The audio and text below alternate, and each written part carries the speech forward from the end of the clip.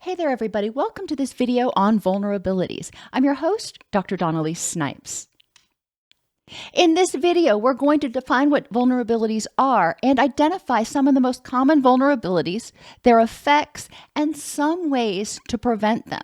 Now, there's lots of ways to address these vulnerabilities, and I'm not possibly going to be able to address them all in this hour video. Likewise, I'm not going to do a deep dive on each of the interventions to teach you how to do it because I have other videos on the YouTube channel that will do that. Today is more to get you thinking about what vulnerabilities are and what you can do to prevent or mitigate them. So vulnerabilities are situations or things that make it more difficult to deal with life on life's terms, which can lead to depression, anxiety, stress, or distress. Vulnerabilities also make it easier for you to have a more extreme stress reaction. So I want you to think about vulnerabilities like being primed. When you've already experienced some level of stress or distress, some of your energy's gone. You're already feeling like you're playing catch up, for example. And so when anything comes at you, it's like, oh my gosh, one more thing. And you can wake up in the morning and feel vulnerable if you didn't sleep well or if you're in pain, for example. So the things that may normally not cause you a lot of distress may seem overwhelming. Depression is a feeling that occurs if you feel helpless or hopeless. And when people are vulnerable a lot, and they don't recognize that they were vulnerable, then it feels like when they're dealing with life itself is just completely overwhelming. They don't recognize that they were already starting from a place of being stressed out or drained. And anxiety occurs if you feel powerless or out of control. And when you are vulnerable, then you're in a position of feeling somewhat less powerful, maybe somewhat less able to deal with life on life's terms. And finally, addictive behaviors increase when you feel a need to escape because of this stress, anxiety, or depression. So vulnerabilities are something that we really need to talk about in terms of mental health prevention or mental illness prevention, as well as for treatment and recovery. Vulnerabilities are not just something that people with mental illnesses have. They're something that everybody has. And if we become aware of them, then we can reduce our stress and reduce the likelihood of developing some of those mental illnesses. So the first vulnerability we're going to talk about is physical, and I'm going to go through them in order of the PACER mnemonic: physical, affective, cognitive, environmental, and relational. So let's start with physical. Pain is a vulnerability for a lot of people. When we are in pain, it can impair our sleep. It can make it difficult to concentrate. It can make us irritable. And medications for pain tend to be depressants and can worsen all of the above effects. Now, there's a lot of other effects of pain, but I'm just trying to highlight the fact that pain isn't just, pain. It has systemic effects on your mind and body, and it's important to be cognizant of that. You may not be able to make your pain go away completely. If you've got chronic pain, I've got chronic pain in my elbow, for example, and I have good days and I have bad days. On my good days, great, wonderful. On my bad days, I recognize that as a vulnerability and I take steps to mitigate it, to prevent it from causing me further distress. Interventions that you can use for pain.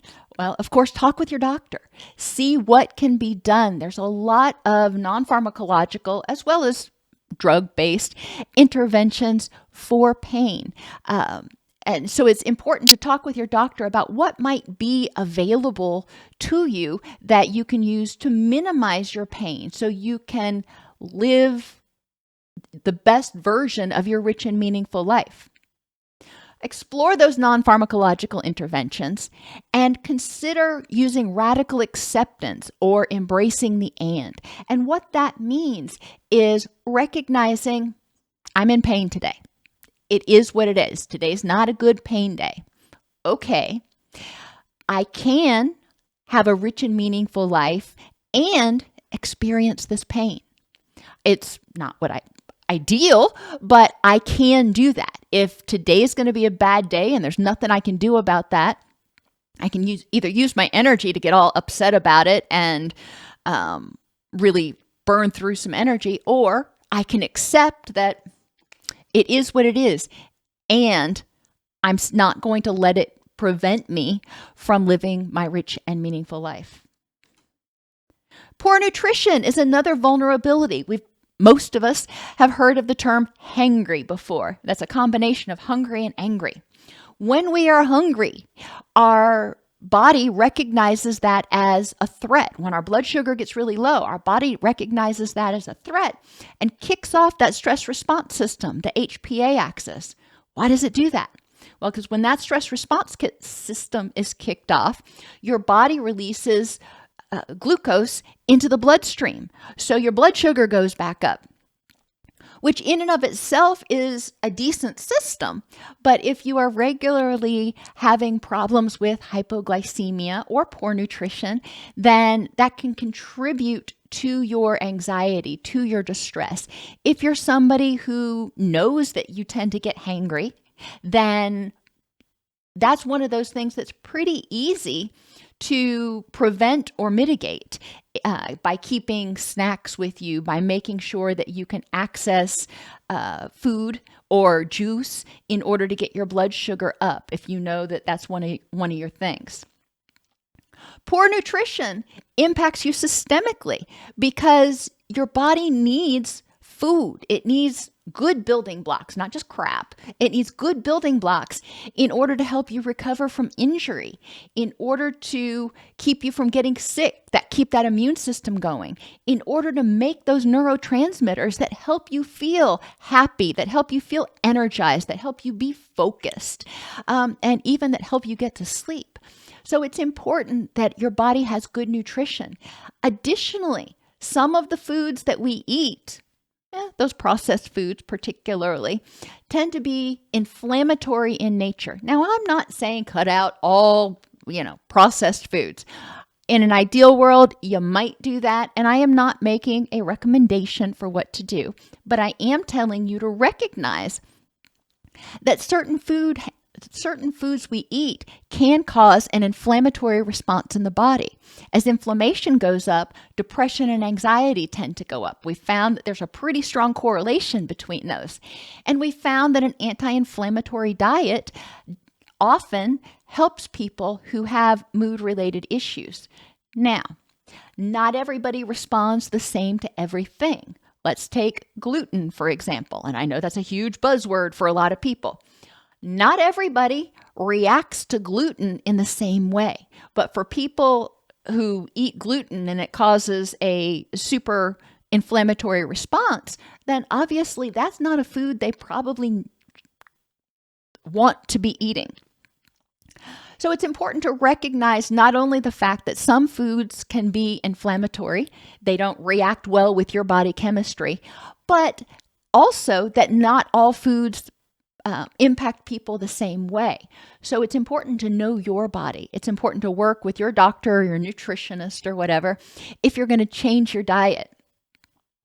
Water. Drink 60 ounces per day.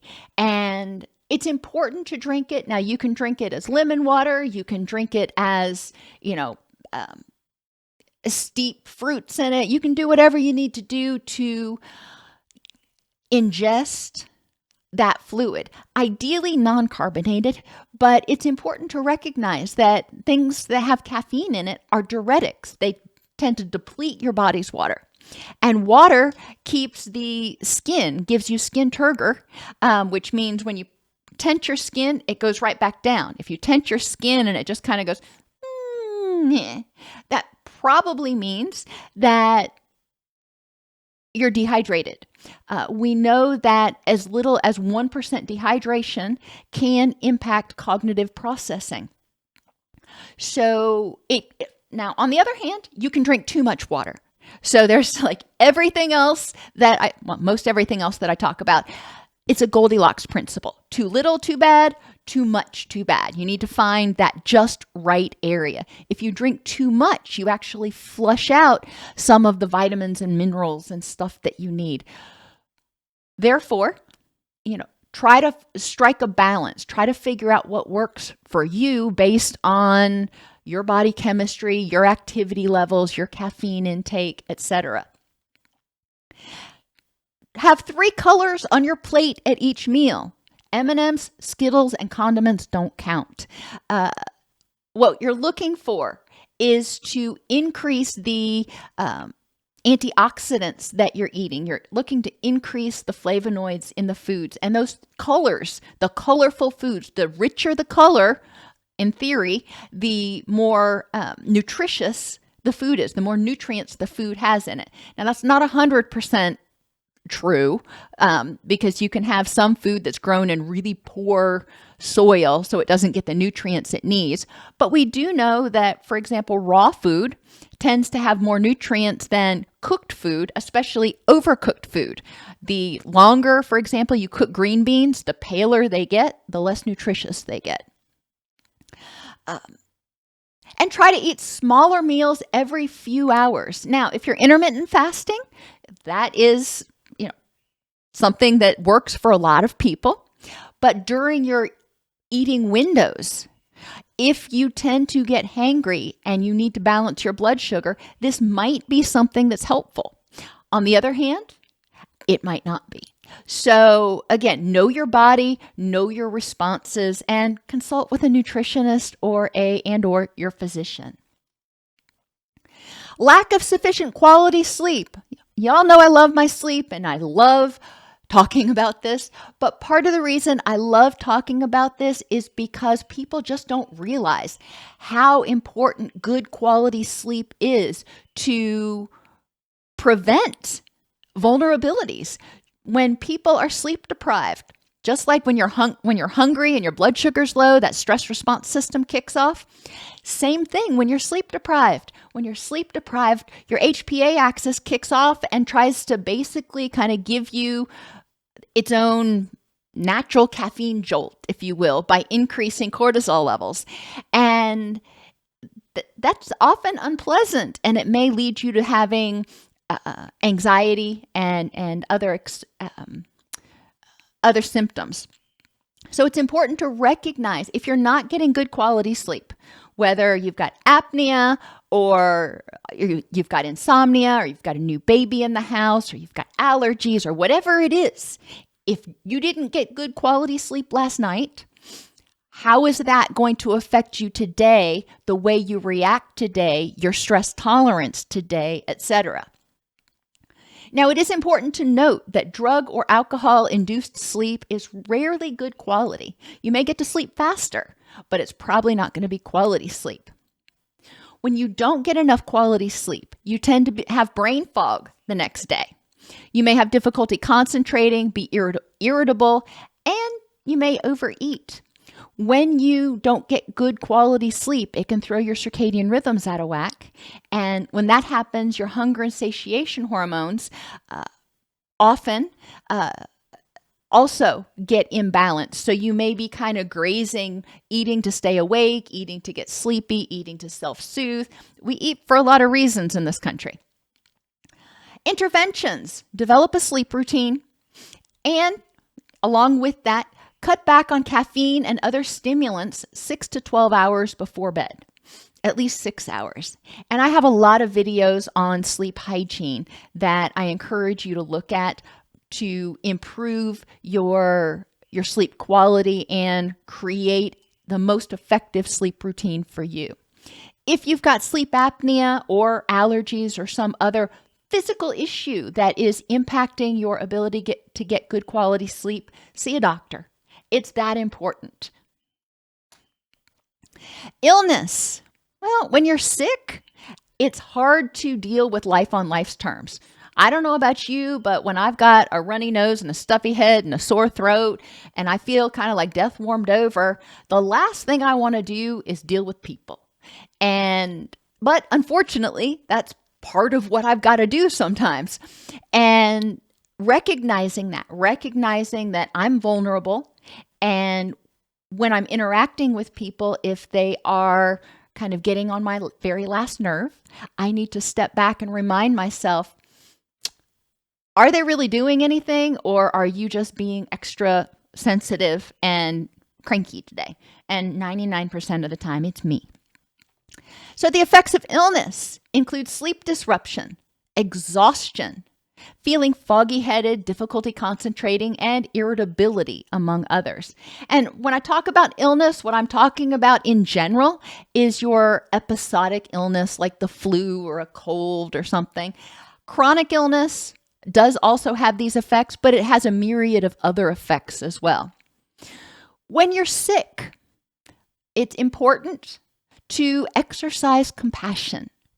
Be kind to yourself. If you get angry or depressed about being sick or anxious, if you have a lot of health anxiety, that's just going to compound the illness. That's what we call dirty discomfort.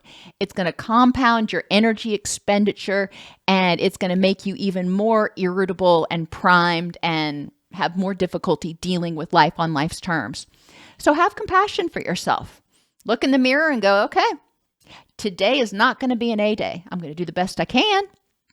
But I am not going to volunteer for extra projects. I am not going to volunteer to stay late. I'm going to do what I got to do, and I'm going to get home and get my butt back in bed.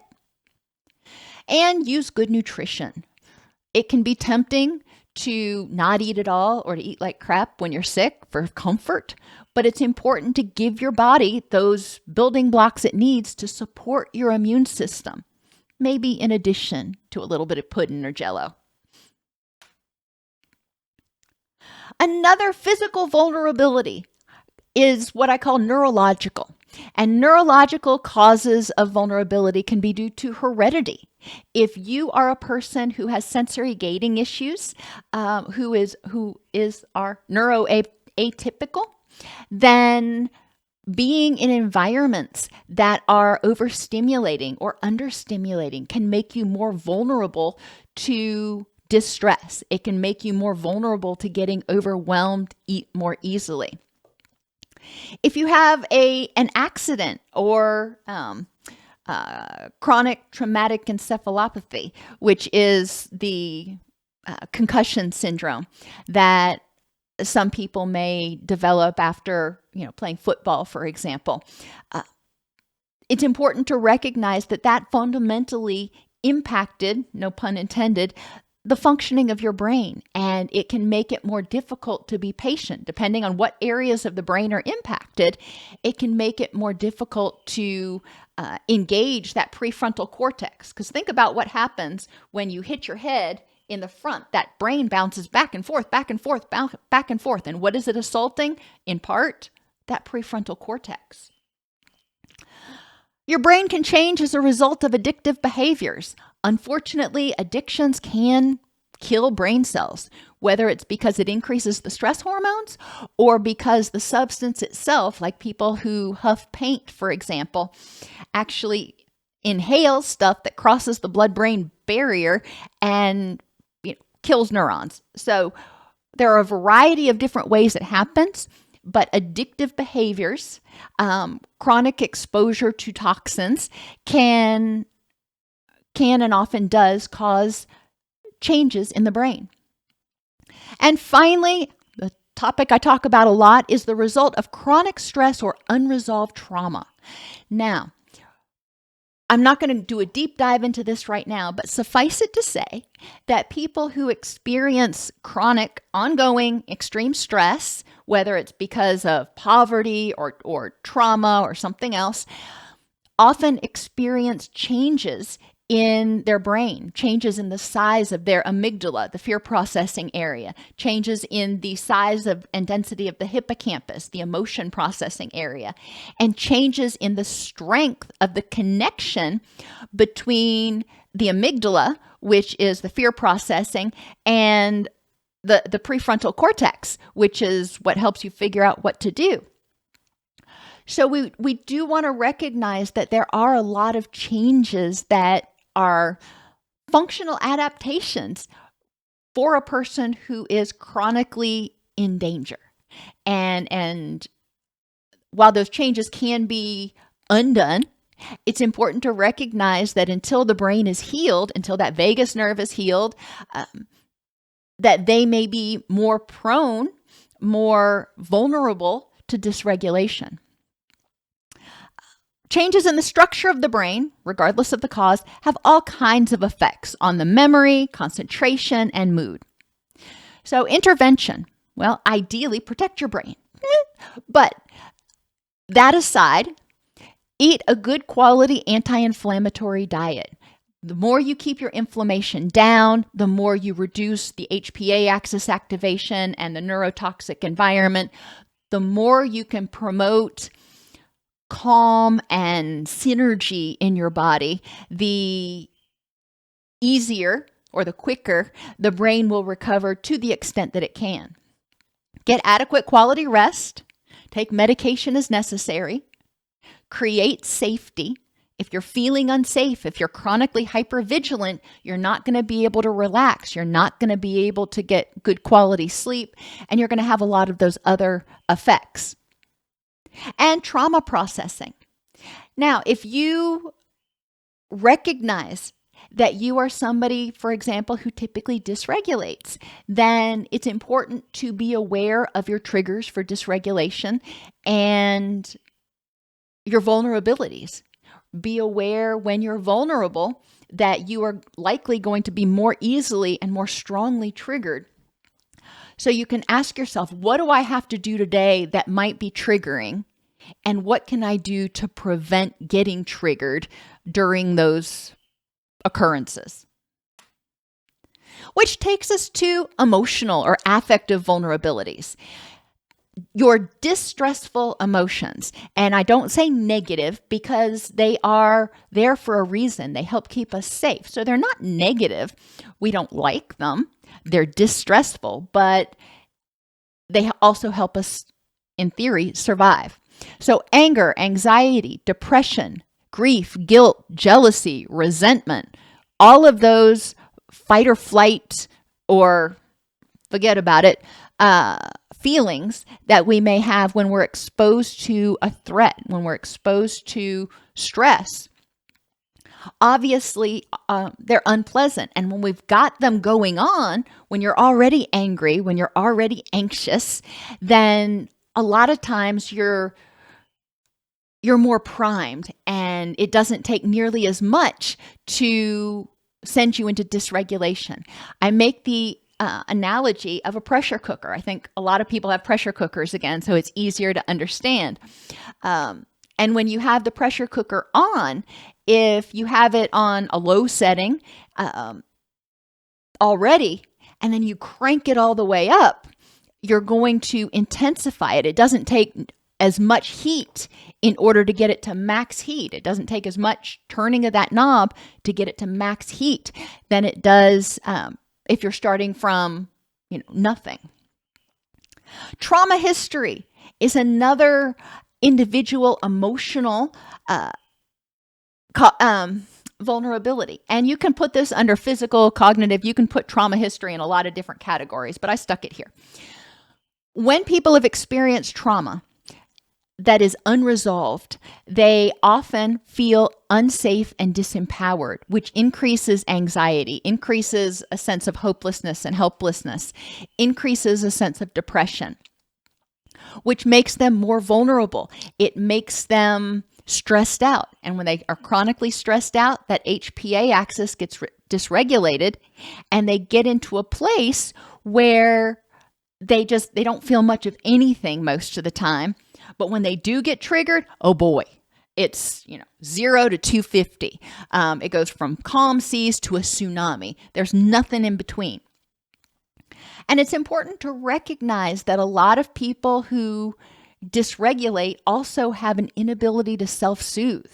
And when you are dealing with a tsunami, that's trying to tread water in a tsunami. It can be really hard, if not impossible, to do sometimes. So we don't want to criticize people for having difficulty regulating their emotions. We need to recognize the physiological concepts behind it, as well as the cognitive concepts that whatever happened triggered an intense sense of unsafeness, if you will. But when people feel unsafe, they're going to be more likely to be triggered. They're going to be more likely to be on edge, angry, irritable. The effects of distress. It causes that brain to keep the fight or flight reaction going, which takes energy and is exhausting.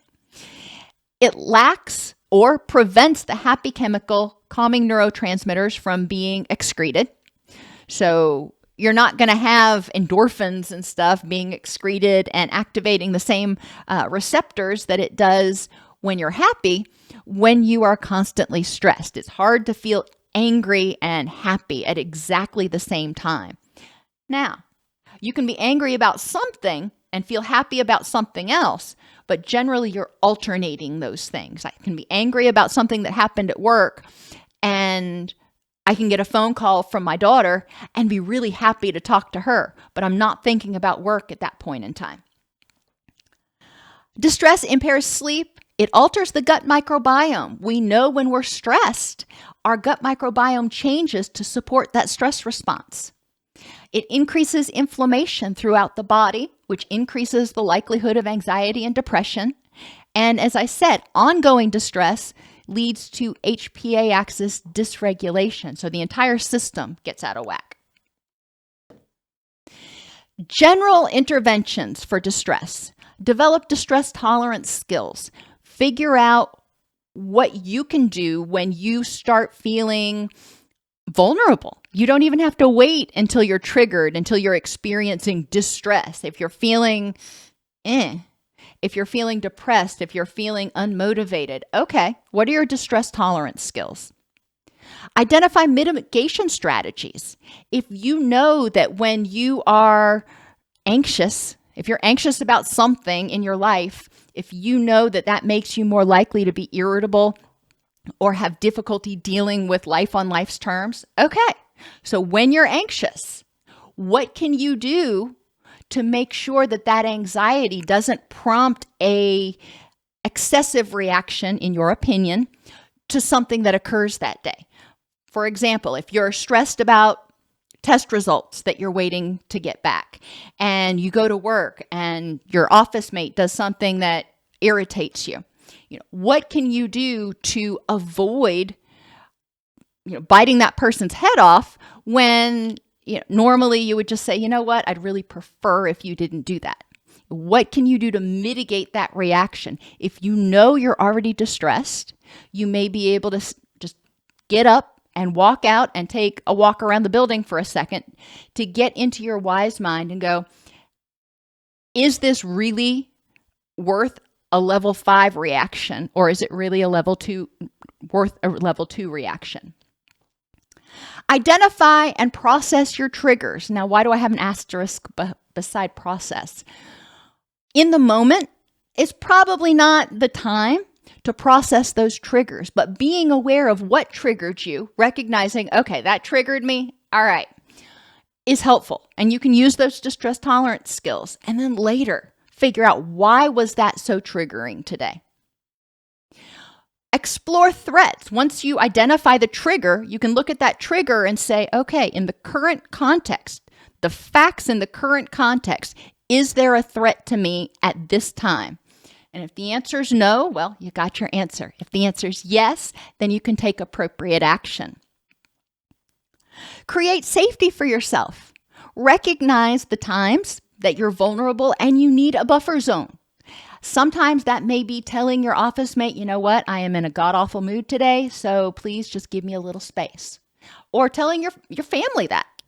It's appropriate to tell your family, I'm feeling, owning your feelings and letting people know, it's not about you.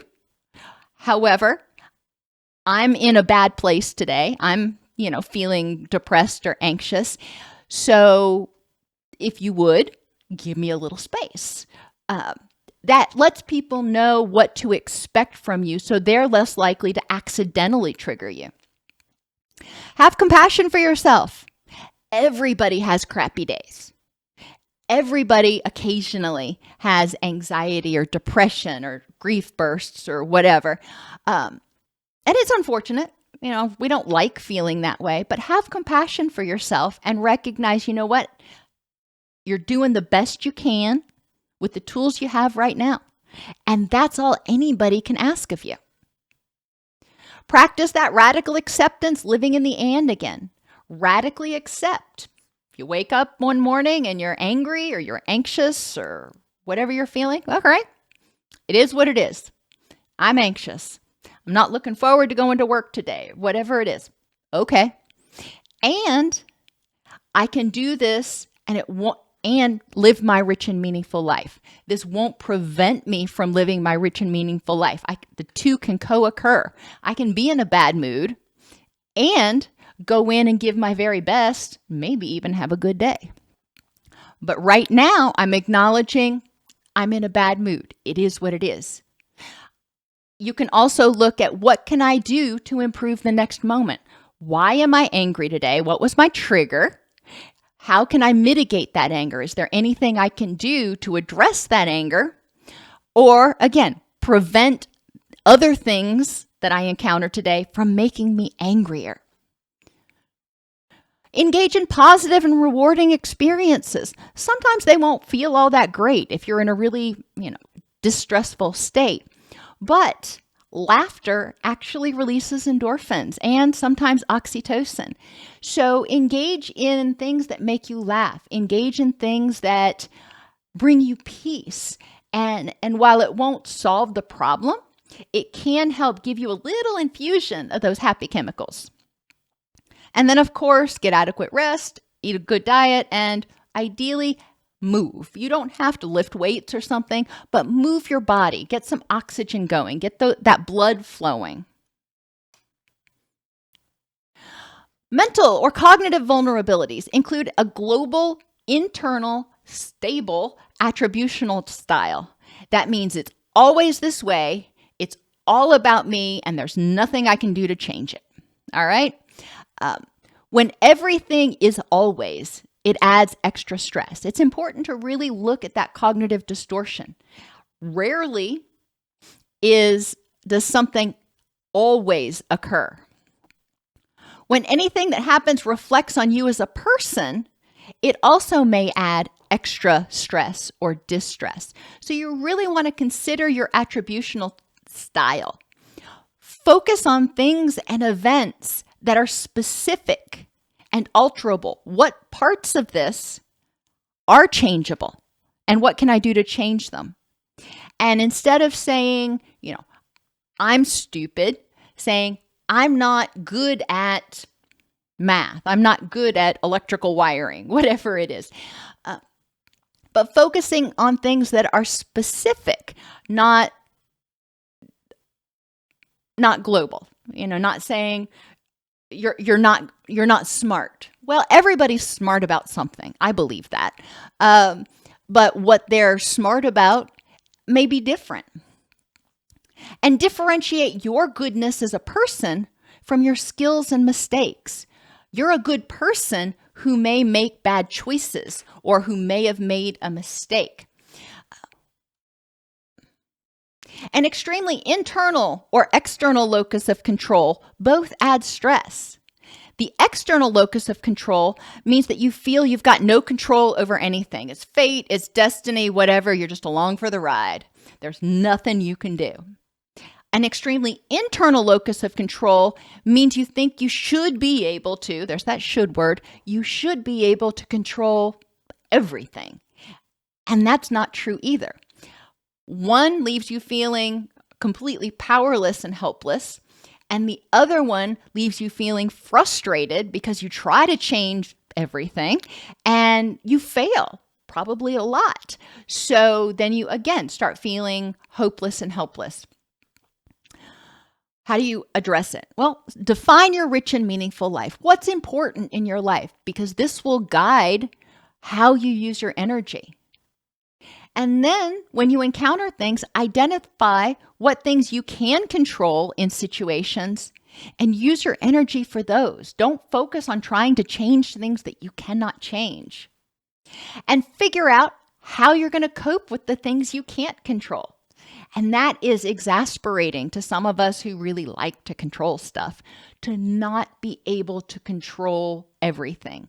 And a lot of times people with an extremely external or internal locus of control, that's also a symptom of trauma. And it's important to examine, how do you feel when you don't have control? How do you feel, and what triggers that, and process those things. But again, recognizing that if you tend to be somebody with an extreme locus of control, you may be more vulnerable to distress if it doesn't congeal. Low self-esteem is how you feel about who you are with who you think you, hate the word, should be. Low self-esteem can cause people to feel helpless or not deserving of love or success. And there's a lot of things you can do to improve self-esteem. One of my favorite activities is to have people make a list of the things that they love, like, admire about other people in their life. And then when they've done that, I ask them to go back over that list and identify which characteristics they have themselves. It's really hard sometimes to say, let me tell you all the things that are good about me. We've been taught in our culture not to do that. So it can be easier to do it sort of backdoor by identifying the good qualities in others and then going, yeah, I've got that one. I've got that one. I've got that one. Explore what characteristics you think you should have or you would like to have, but you do not. Decide if they're important. Is this something that's really important, or is this something that society or somebody else told you is important? What do you think? And then decide what to do about it. If you think it's important, then how can you try to attain that quality? People who have a negative or pessimistic perception or cognitive style, they're negative Nellies. They tend to see the world as negative, depressing, out of control, or just terrifying, which makes life more stressful. They're seeing it through this lens of trauma and drama, and it contributes to distressful interpretations, and it increases your distress triggers, because then you start seeing things that are benign as threatening. It's like, okay, that's here. Now, nothing is without a downside. So what's the downside? And you start looking for the threats. You actually start trying to poke around and try to find threats, sometimes where none exist. If you see everything or most things as negative or not rewarding, it really sucks your motivation. It's just, you don't want to do anything because it's exhausting and you don't see the point. So interventions can include using tragic optimism. That is acknowledging what's crappy in the present and acknowledging what's good in the present. Looking at the whole pie and saying, okay, this piece over here needs some work. But this 7/8 of the pie, I'll be optimistic today, it's actually going pretty well. Tragic optimism helps you see the big picture, and it also helps you have hope. And sometimes you look at that sliver of the pie that's not doing so well and you say, all right, there is hope that that can improve. And other times you look at that sliver and say, all right, well, that is not changeable, not fixable, is what it is. And I can still have a rich and meaningful life, even though that's not going the way I want it to. You can use dialectics or restructuring. That it means embracing the good with the bad. So something bad happens and you look at it and you're like, oh my gosh, this is awful. But you can also look at the good part. And for example, you break up from a relationship and it feels awful. It feels like part of your heart's being ripped out. That's awful. And, later you can embrace those dialectics and go, okay, what are the benefits to not being in that relationship anymore?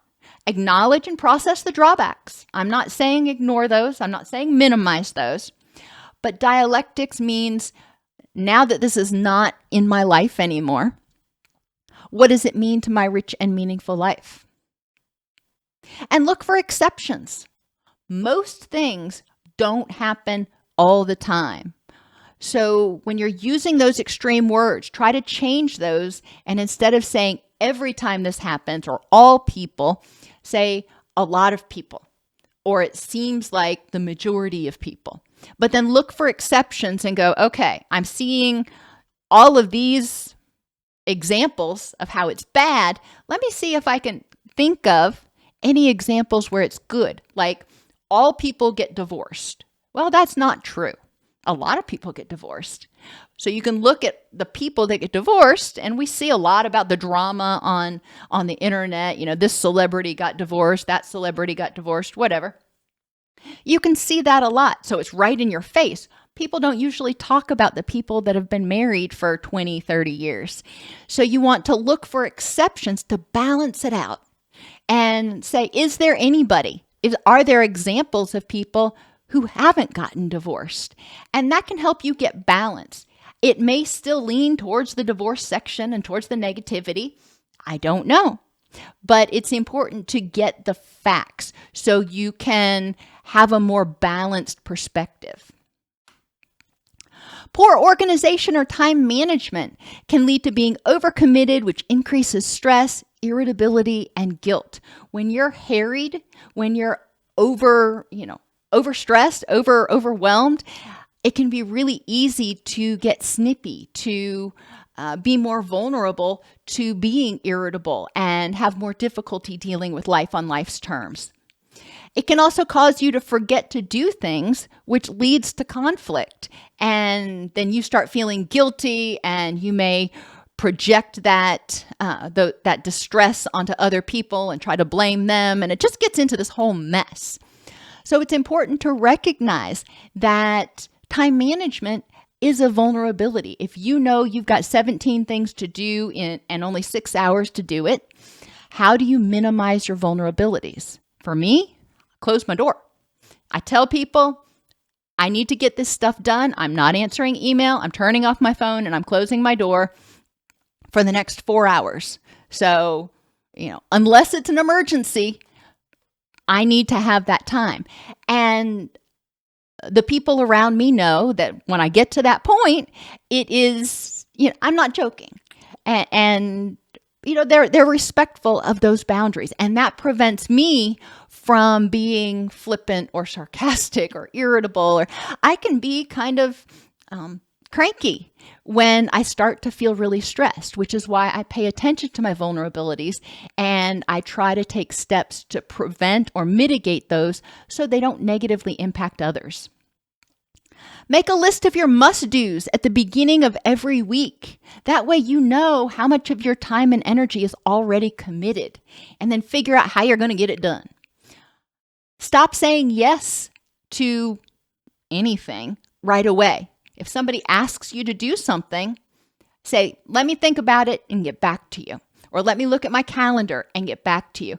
Even if you don't keep a calendar, it's a whole lot easier to make a mindful decision if you step back from it and actually think for a second. You take a second or take a beat, as some people would say, and think about it. And then identify and address your time sucks. And I think all of us have them, whether it is the internet or going to the gym or whatever it is that you start doing and the next thing you know, 4 hours have passed. Identify those and address them so they don't negatively impact your time management. Poor communication skills is yet another example of a vulnerability. When people have poor communication skills, they can feel like other people don't hear or understand them, which is threatening. When you feel like people don't understand you and aren't willing to or unable to meet your needs, it can make you feel very anxious. Poor communication skills impede you from stating your needs, may cause misunderstandings, and just in general can hurt your relationships. If you communicate aggressively, you're invading somebody else's boundaries. If you are passive, then other people may inadvertently invade your boundaries and you may feel like your needs aren't getting met. Well, people can't meet your needs if you don't know what they are, or if they don't know what they are. So you've got to assert those needs so people can have an option of trying to meet them. So learn about assertive verbal and nonverbal communication. Aggressive means my opinion matters, yours doesn't. Passive means your opinion matters, mine doesn't. And assertive means my opinion matters just as much as yours does.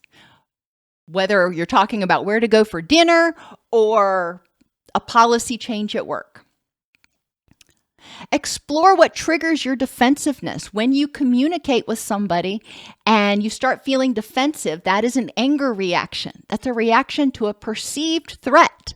So it's important to examine that defensiveness and go, okay, is this my stuff? Is this triggering something from the past that I'm projecting onto this event right now? And if so, okay, I can deal with it later, but recognize at this time in this context, not a threat. Or am I personalizing stuff that doesn't need to be personalized? I'm getting constructive feedback, maybe not as, compassionately as it could be, but I'm getting constructive feedback from somebody.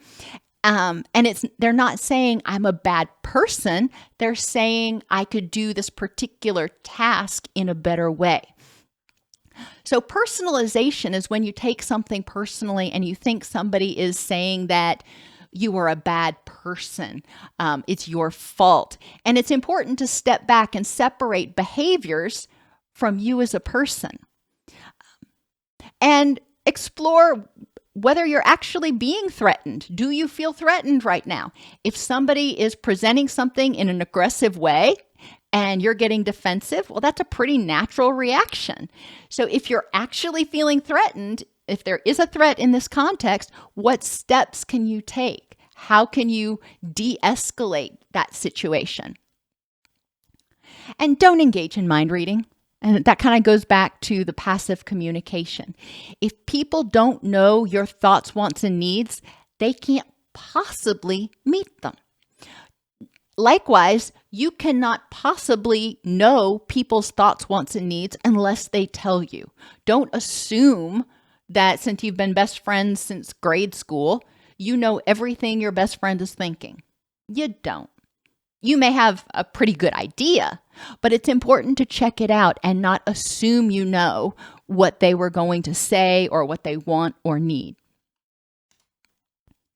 And weak emotional boundaries are another vulnerability. People who have weak emotional boundaries will walk into a situation and it's like the tone of the room, they take it on. They can't keep that boundary up to say, okay, I feel this way. Y'all may be in a really bad mood, but hey, I'm having a good day. They walk into a room and if people are upset, they become upset. If people are happy, usually they become happy. They've learned to be chameleons for some reason, generally because that was the only safe way to be when they were growing up. So when you have weak emotional boundaries, you may have difficulty feeling happy unless those around you are happy. And you may take everyone else's bad mood personally. Now, I'll tell you, my kids just recently moved out of the house, but I have raised children through teenagers. And those teenage years, there are a lot of days where there's some bad moods. And it can be really stressful and it can be really exhausting if you don't maintain your emotional boundaries and recognize that, you know what? They may be upset about something, but if I'm assuming it's all about me, that's pretty self-centered. I mean, yeah, I'm mom, so I tend to trigger some irritation in them. But it was important for me to recognize that it was perfectly okay for them to have bad moods, and there could be a lot of things that caused it besides me. And I didn't need to let it bring me down. I could choose how to respond to that. I could obviously be empathetic, but I didn't need, if they're in a bad mood, I didn't need to let it rub off on me. If you have weak emotional boundaries, examine why it's not safe to feel how you feel. Why do you feel like you need to morph to fit the room? Start being mindful of your wants, needs, and feelings so you can know what you are feeling and where you end and where somebody else begins. And evaluate when you start taking things personally. It's important to step back and evaluate and basically say, is this really all about me? Or are there options? Are there other explanations? And I usually encourage people to identify 3 other reasons that this may be happening. 3 other reasons your teenager may be in a bad mood besides you. And there's generally a litany of them. So this can help address some of these vulnerabilities. But if you know you've got those weak emotional boundaries, then before you go into a situation where you may be bombarded with, especially with distress and toxicity, thinking to yourself, how can I keep myself from taking this all on? How can I keep myself from taking the energy of that room on board? If you're going into a particularly adversarial staff meeting, all right, you know it's going to be ugly in there. How can you keep from taking that on board? When you walk out of that room, how can you, maintain your emotional status? And fear of abandonment or a need for external validation, they kind of go hand in hand. This is when somebody doesn't feel okay unless they're constantly surrounded by people who tell them they are okay. They fear being authentic for fear of being rejected. They may stay in dysfunctional relationships just to have someone, and they tend to be hypervigilant. So all of these things are very stressful. And when you're living inauthentically, that creates that low level of stress that may make you more vulnerable to irritability and make it harder to deal with life. And when you're in dysfunctional relationships, that almost always makes it more difficult to deal with life because you've got so much energy that you're using to try to deal with the dysfunctional relationship. Some interventions. Explore your relationships, identify and process abandonment and rejection traumas. So look at these relationships, the ones that are currently going on as well as past relationships, and examine experiences that you've had that have made you feel, have prompted that feeling of abandonment or rejection, and then process those, ideally with a therapist, to examine, what caused that situation and how you can be safer in the future. Develop a secure attachment with yourself. That's the first place to start in a lot of situations, to learn how to be consistent, responsive, validating, empathetic, and safe in your own skin, to your own self, to your inner child, can help you feel stronger, can help you feel more empowered when you face the world. You don't need to have 3 other people holding you up. You and your inner child, me, myself, and I, can be a pretty powerful force as ourselves.